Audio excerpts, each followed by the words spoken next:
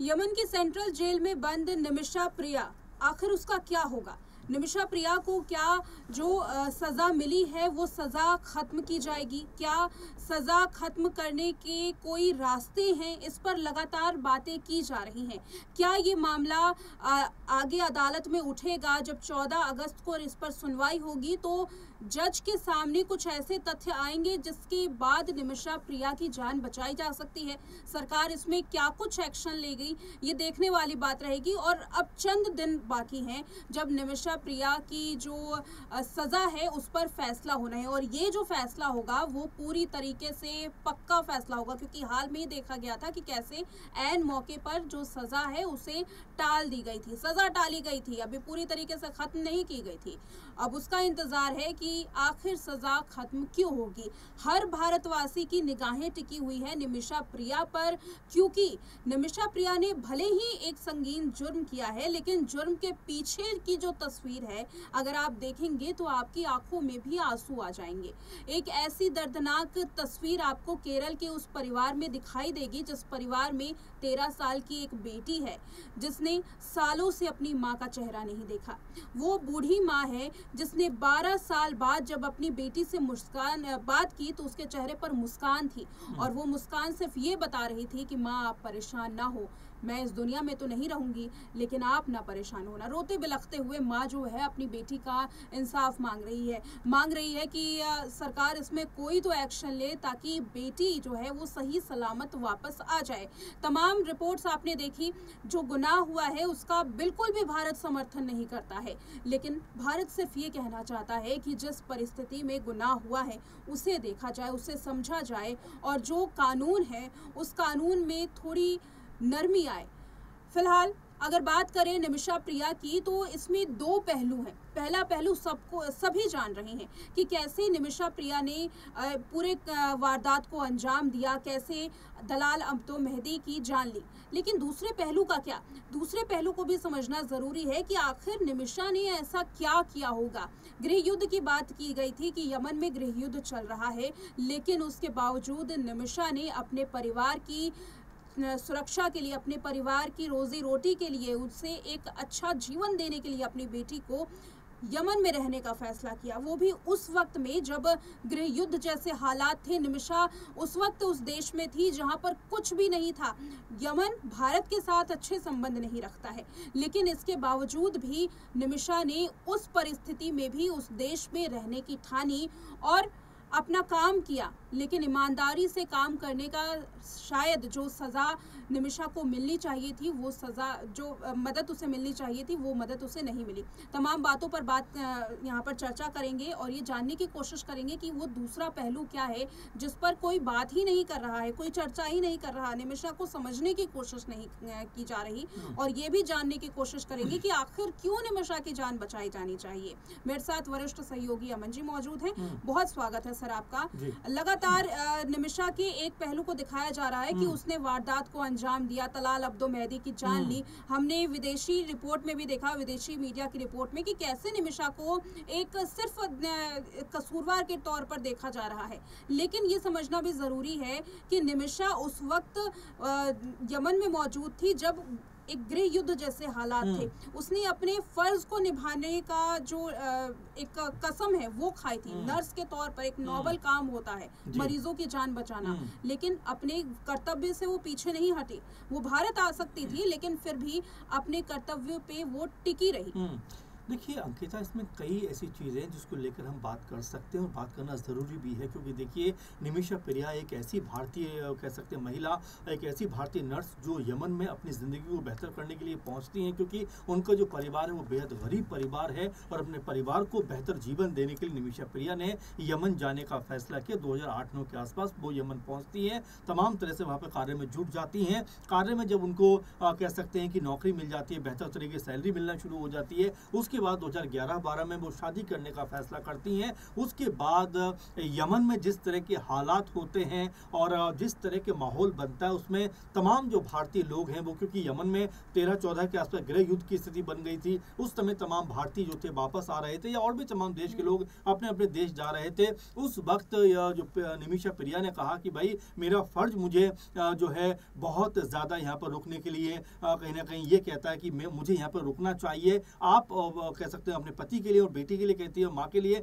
कि आप जो यहाँ से चले जाइए और मैं यहाँ पर अडिग होकर खड़ी हूँ। ज़रा सोचिए, अपने कह सकते हैं कि कर्म को सबसे ज़्यादा तवज्जो देती हुई निमिषा प्रिया यहाँ पे नजर आती है, क्योंकि बड़ा आसान होता उस समय भारत आना, आसानी से वो आ सकते थे, लेकिन उन्होंने वहाँ पर भी अपने फर्ज को सबसे अधिक तवज्जो दी।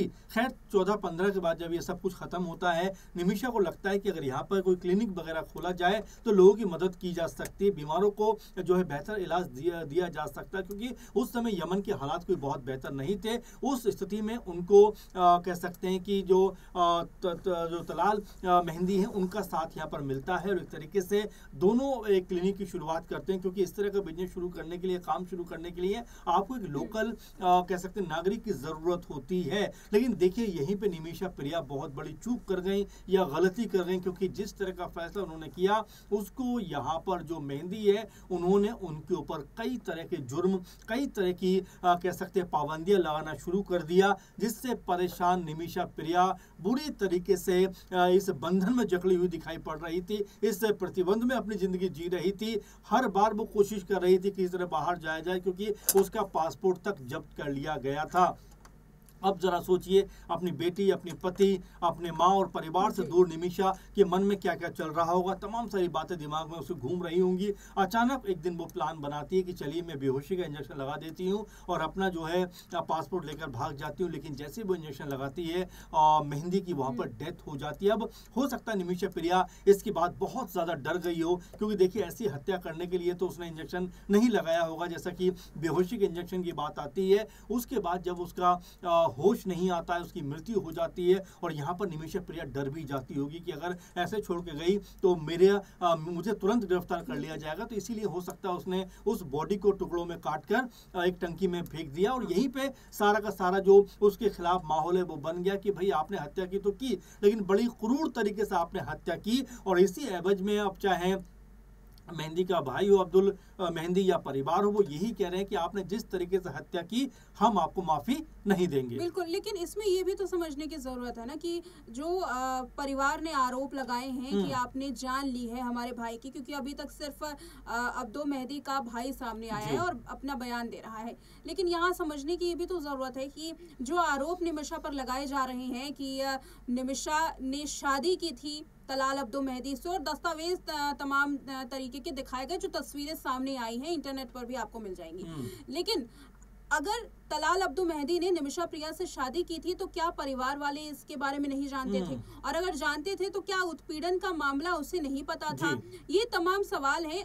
निमिषा की मदद भी तो की जा सकती थी, लेकिन उसकी मदद नहीं, ना परिवार वालों ने मदद की, ना तो यमन की जो पुलिस है, क्योंकि ये मामला FIR के तौर पर भी तो गया था, और खुद जेल में के सलाखों के पीछे भी तलाल मेहंदी गया, लेकिन उसके बावजूद यमन की पुलिस ने भी यहाँ पर निमिषा की सुरक्षा के बारे में नहीं सोचा। जी बिल्कुल। और दूसरी बात महत्वपूर्ण ये भी है अंकिता कि निमिषा प्रिया देखिए किन हालातों में वो रही होगी, किस तरह के जद्दोजहद करते हुए जिंदगी बिता रही होगी, किस तरह से पीड़ित और परेशान होगी, जहनी तौर पर, दिमागी तौर पर उसकी अपनी बेटी से बात नहीं हो पा रही होगी, पति से बात नहीं हो पा रही होगी, और एक लंबा वक्त कहीं ना कहीं इसमें चला गया, क्योंकि 13-14 के बाद से अगर हम कैलकुलेट करें तो करीबन 12-15 साल का पूरा वक्त बनता है, जहाँ पर निमिषा प्रिया अपने परिवार से बिल्कुल अलग थलग रही। आज बेटी उनकी 13-14 साल की हो गई। जरा सोचिए, उस बेटी ने होश में आने के बाद अपनी माँ का चेहरा ठीक से आज तक नहीं देखा होगा, तो क्या निमिषा प्रिया का इसमें समर्थन उसको नहीं किया जाना चाहिए? क्या यमन के जो लोग हैं वो इस आधार पर कि भाई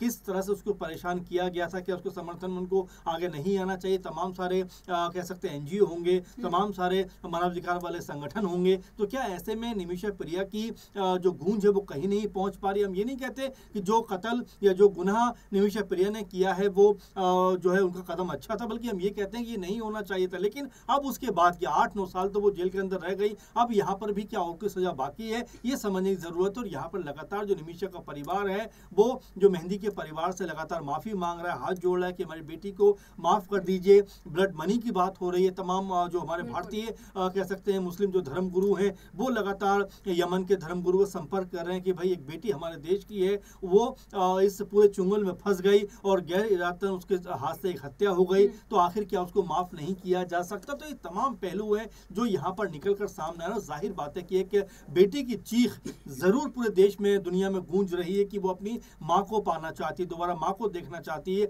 माँ की गोद में अपना सर रखना चाहती है। लेकिन जिस तरह से सजा के तौर पर फांसी का हुक्म या मौत की सजा का हुक्म दिया गया है वो अपने आप में कई तरह की बातों को सामने लेकर आता है कि क्या अब 8-10 साल के बाद क्या अभी भी मेहंदी के परिवार का गुस्सा ठंडा नहीं हुआ है, क्योंकि मेहंदी तो वापस आएंगे नहीं जिनका कत्ल हुआ है, जिनकी हत्या हुई है। तो ऐसे में निमिषा जिनकी छोटी बेटी है, पति है, परिवार है, जब लगातार गिड़गड़ा रहे हैं, रो रहे हैं, बिलख रहे हैं, तो क्या किसी का दिल नहीं पसीज रहा है? बड़ा सवाल ये बन जाता है, क्योंकि यहाँ पर जो सरकारी तौर पर चीज़ें हो सकती थी वो तो प्रतिबंधित है कि हमारा यमन के साथ में अभी कोई कॉन्टैक्ट है नहीं, तो वो चीज़ें भी नहीं हो सकती। लेकिन क्या अंतर्राष्ट्रीय स्तर पर अब कोई दबाव यमन के ऊपर नहीं बन सकता? क्या जो सजा दी गई है क्या उसको बदलाव उसमें नहीं हो सकता? ये तमाम ऐसी बातें हैं जो लगातार सोशल मीडिया के जरिए निकलकर सामने आ रही है। हमारे तमाम दर्शक यही बात कह रहे हैं कि भाई कम से कम अब 10 साल के बाद तो निमिषा को या तो छोड़ दो या फिर उसकी सजा में बदलाव कर दो, क्योंकि यहाँ पर अब उसको मौत की सजा देना कहीं से भी तर्कसंगत न्यायसंगत नहीं है। बिल्कुल, और यही हम बार बार बात करने की कोशिश कर रहे हैं, चर्चा कर रहे हैं कि आखिर निमिषा प्रिया की जान क्यों बचानी चाहिए? भारत आखिर निमिषा प्रिया का समर्थन क्यों कर रहा है? भारत यहाँ किसी भी गुनाह का समर्थन नहीं कर रहा। भारत केवल अपनी उस बेटी का समर्थन कर रहा है जो विदेश की धरती पर थी, जो उस मिट्टी पर थी जिस मिट्टी से उसका दूर दूर तक कोई नाता नहीं था, लेकिन वहां पर वो अपनी सेवा दे रही थी। उत्पीड़न किया जा रहा था उसके साथ, परेशान किया जा रहा था उसे, और वहां की जो कानून जो खुद को बहुत सख्त कानून के तौर पर दिखाती है, क्या उस कानून में ये नहीं देखा उस कानून ने कि निमिषा के साथ, एक महिला के साथ कैसा बर्ताव किया जा रहा है? सवाल यहाँ पर ये है कि आखिर उस वक्त जब निमिषा ने कुछ भी नहीं किया था, वो ईमानदारी से अपना काम कर रही थी, उस वक्त उसकी मदद क्यों नहीं की गई? सबसे बड़ा सवाल, आखिर यहाँ तक पहुंचने की कोशिश निमिषा ने जो की है, जो गलती से उसके साथ जो अपराध हुआ है, आखिर वो क्यों हुआ? उसके पीछे भी तो कई सारे पहलू हैं, जैसा कि आज इस रिपोर्ट में हमने चर्चा की। बहुत सारे ऐसे तथ्य हैं जो निकल करके सामने आ सकते हैं।